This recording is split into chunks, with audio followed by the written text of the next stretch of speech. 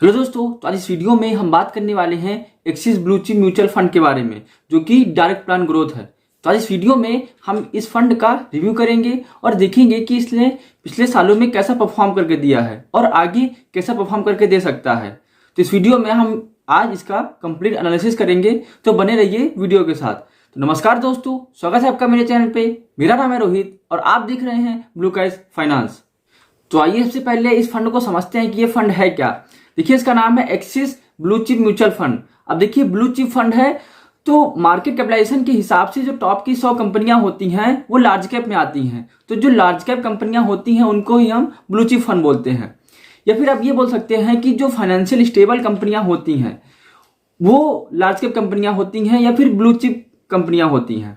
तो जो इस फंड का इन्वेस्टमेंट होता है वो मेनली लार्ज कैप फंड में होता है, जैसे कि रिलायंस हो गया, टीसीएस हो गया, इन्फोसिस, आईसीआईसीआई बैंक। तो ऐसे जो शेयर हैं इस फंड का इन्वेस्टमेंट वहां पर होता है। देखिए, इस फंड का साइज करीब 22,000 करोड़ के आसपास है और ये फंड लॉन्च हुआ था 1 जनवरी 2013 को। और अगर करंट इसकी एनएवी देखते हैं जो कि अप्रॉक्स 43.79 रुपीज के आसपास है। तो आइए अब बात कर लेते हैं इस फंड के रिटर्न की, कि पिछले 5 साल में, पिछले 3 साल में या फिर पिछले 1 साल में इस फंड ने कैसा रिटर्न दिया है। तो अगर पिछले 6 महीने का रिटर्न देखते हैं तो पिछले 6 महीने का रिटर्न देखेंगे तो ये करीब 30.33% के आसपास है। और अगर पिछले 1 साल का रिटर्न देखते हैं तो पिछले 1 साल का रिटर्न 32.50% के आसपास है।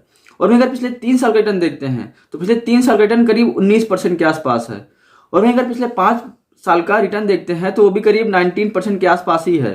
तो अगर हम रिटर्न की बात कर ही रहे हैं तो आइए हम ये देखते हैं कि अगर 1,000 रुपए की एसआईपी यानी कि 1,000 रुपए पर मंथ एसआईपी से अगर आप इन्वेस्टमेंट करते आ रहे हैं तो पिछले 1 साल में या पिछले 2 साल में या फिर पिछले 3 साल में आपको इसमें कितना रिटर्न मिल रहा है। तो चलिए स्क्रीन पर देखते हैं। देखिए, अगर पिछले आप 1 साल में अगर 1,000 रुपए पर मंथ एसआईपी कर रहे होंगे तो आपका जो टोटल इन्वेस्टमेंट होगा वो 12,000 रुपए होगा। और आपका जो आपका अभी टोटल वैल्यू होगी तो आज के दिन वो करीब 15,058 रुपए के आसपास होगी। तो देखिए, इसमें आपको गेन जो हो रहा है वो करीब 3,000 का हो रहा है। तो वहीं अगर पिछले 3 साल का इन्वेस्टमेंट देखते हैं तो वो करीब 36,000 है। और अगर इसकी वैल्यू देखते हैं आज के दिन तो ये करीब 49,000 के आसपास है। और अगर पिछले 5 साल का रिटर्न देखते हैं, अगर आपने 1,000 रुपए की एसआईपी किया हुआ है तो वो इन्वेस्टमेंट करीब 60,000 का होगा। और अगर उसमें रिटर्न देखेंगे तो करीब 97,000 के आसपास का रिटर्न होगा। तो आप देख सकते हैं कि इस फंड ने कंसिस्टेंट 5 साल में अच्छा रिटर्न देते आया है। अगर आप एसआईपी स्टार्ट कर देते हैं आज से ही तो इसमें आपको अच्छे प्रॉफिट की उम्मीद है और आप इसमें अच्छा पैसा भी बना सकते हैं। तो वहीं अगर मिनिमम इन्वेस्टमेंट अमाउंट की बात करें तो अगर आप इसमें लमसम इन्वेस्टमेंट करना चाहते हैं तो वो करीब 5,000 रुपए से होगा। और अगर आप इसमें एसआईपी स्टार्ट करना चाहते हैं तो उसका मिनिमम अमाउंट होगा वो 500 रुपीज होगा। तो वहीं अगर बात करें इस फंड के मैनेजर की, यानी कि इस फंड के मैनेजर कौन है, तो वो हैं श्रेयस देवालकर और हैं एक हितेश दास।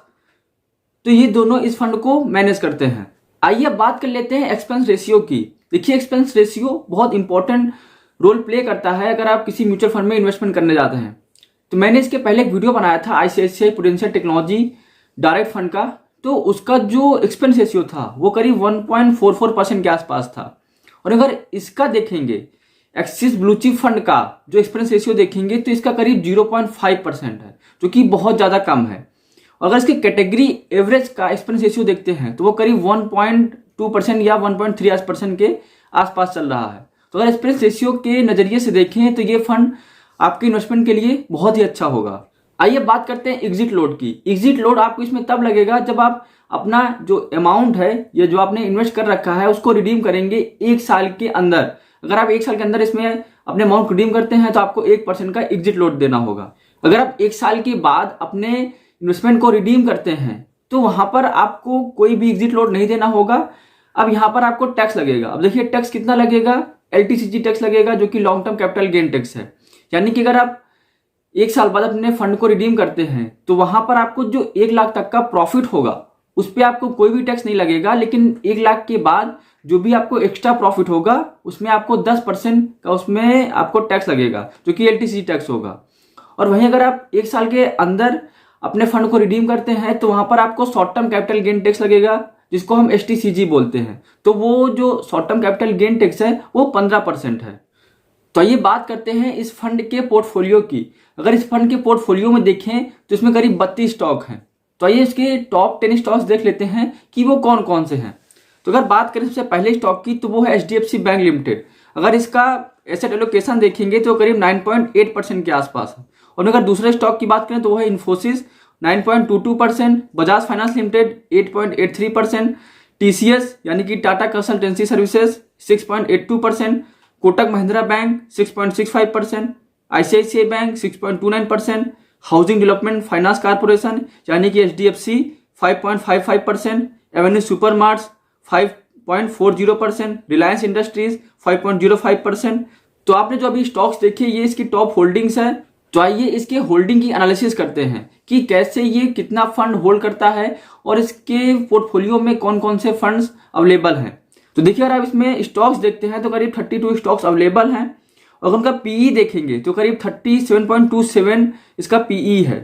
और अगर इसके टॉप 5 स्टॉक्स को देखते हैं तो करीब 41% का पोर्टफोलियो सिर्फ टॉप 5 स्टॉक्स ही होल्ड करते हैं। और अगर आप 20 जो इसके टॉप 20 होल्डिंग है वो करीब 89% के आसपास है। तो अभी आप स्क्रीन पे देख रहे होंगे कि इस फंड का जो इक्विटी में एलोकेशन है वो 95% है और अगर डेट का एलोकेशन देखेंगे तो वो करीब 5.4% है। मतलब ये जो फंड हाउस है ये आपके पैसे को कैश में नहीं रखता, ये सारे जो भी कैश होते हैं आपके फंड्स में इन्वेस्ट कर देता है। आइए देखते हैं कि इसका इक्विटी सेक्टर एलोकेशन क्या है। देखिए सबसे ज्यादा ये फाइनेंशियल में होल्ड करता है जो कि 40.7% है और उसके बाद टेक्नोलॉजी में जो कि 18.3% है। उसके बाद आप देख सकते हैं कि हेल्थ केयर में, FMCG में, एनर्जी में और बाकी सर्विसेज में या फिर और जितनी भी सर्विसेज हैं उसमें ये कितना कितना होल्ड करता है। तो आइए इस फंड के कुछ टेक्निकल टर्म्स को देखते हैं यानी कि चार्ट को रीड करते हैं और समझते हैं कि इसने पिछले सालों में कैसा रिटर्न दिया है। तो जैसा कि आप चार्ट देख पा रहे होंगे तो इस चार्ट में आप देख रहे होंगे कि जो येलो लाइन है वो निफ्टी 50 को शो कर रही है और जो ब्लू लाइन है वो इस स्कीम को शो कर रही है। तो अगर पिछले 5 सालों में देखेंगे तो ये निफ्टी 50 के बराबर ही चल रहा है, लेकिन अभी पिछले 1 सालों में ये इसका जो ग्राफ है स्कीम का ये निफ्टी 50 से भी ज्यादा हो गया है। तो अगर पिछले 3 साल का रिटर्न देखते हैं तो पिछले 3 साल के रिटर्न में ये आप बोल सकते हैं कि निफ्टी 50 के पैरेलल ही रन करता जा रहा है, मतलब कि निफ्टी 50 के ऊपर ही है थोड़ा सा ये पिछले 3 सालों से ही। और अगर पिछले 1 साल का रिटर्न देखते हैं तो पिछले 1 साल के रिटर्न में निफ्टी 50 ऊपर चल रहा है और ये स्कीम जो है ये नीचे चल रही है। ऐसा किस लिए हुआ? क्योंकि पिछले साल जो कोरोना का पैंडेमिक आया था तो जितने भी स्टॉक्स ये होल्ड करता है वो सारे स्टॉक्स निफ्टी से ज्यादा गिर गए थे, इसीलिए ये फंड पिछले 1 साल में निफ्टी से थोड़ा कम परफॉर्म किया है। और अगर पिछले 1 महीने का चार्ट देखते हैं तो 1 महीने का चार्ट भी क्रॉस करता गया है निफ्टी 50 से, ज्यादा डिफरेंट नहीं है, निफ्टी 50 के आसपास ही ये सिर्फ बोल सकते हैं कि उसको ही ट्रेस कर रहा है। तो आपने एक्सिस ब्लू चिप फंड का चार्ट देखा कि पिछले 5 साल में, पिछले 3 साल में और पिछले 1 साल में इसने कैसा परफॉर्म किया है। तो अभी तक इस वीडियो में हम ये समझ रहे हैं कि इस फंड ने कैसा परफॉर्म किया है और ये आगे कैसा परफॉर्म कर सकता है। ये इसकी जितने भी टेक्निकल टर्म्स हैं वो सारे हमने इस वीडियो में डिस्कस किए। तो अभी डिस्कस करेंगे कि क्या आपको इस फंड में इन्वेस्ट करना चाहिए। देखिए अगर आप 4 या 5 साल का अपना इन्वेस्टमेंट होराइजन रखते हैं तो आप फिर इस फंड में इन्वेस्ट स्टार्ट कर सकते हैं। आप इसमें SIP के थ्रू भी इन्वेस्टमेंट स्टार्ट कर सकते हैं या फिर आप चाहें तो लमसम में भी अपने इन्वेस्टमेंट को स्टार्ट कर सकते हैं।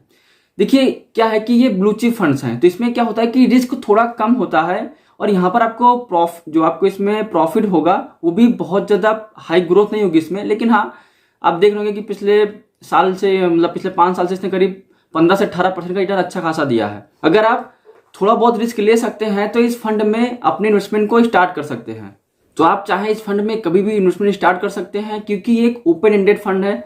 तो इसमें आप जब भी आपका मन करे आप इसमें SIP या लमसम से अपने इन्वेस्टमेंट को स्टार्ट कर सकते हैं। तो अगर आप इस फंड में इन्वेस्टमेंट स्टार्ट करने वाले हैं, अगर आपके पास डीमेट अकाउंट नहीं है तो आप चाहें तो मैंने लिंक डिस्क्रिप्शन में दे रखा है, वहां से जाके आप अपने डीमेट अकाउंट को ओपन करवा सकते हैं। वहां पर मैंने 2-3 कंपनियों के लिंक प्रोवाइड कर रखे हैं, आपको जो सूटेबल हो आप वहां पर जाके अपने डीमेट अकाउंट को ओपन करवा सकते हैं और अपने म्यूचुअल फंड में इन्वेस्टमेंट को स्टार्ट कर सकते हैं। तो आई होप आपको वीडियो पसंद आया होगा। अगर आपको वीडियो पसंद आया हो तो आप वीडियो को लाइक कर सकते हैं। अगर आपको ऐसे ही वीडियो चाहिए तो आप मेरे चैनल को सब्सक्राइब कर सकते हैं। तो आज के लिए इतना ही, मिलते हैं अगले वीडियो में।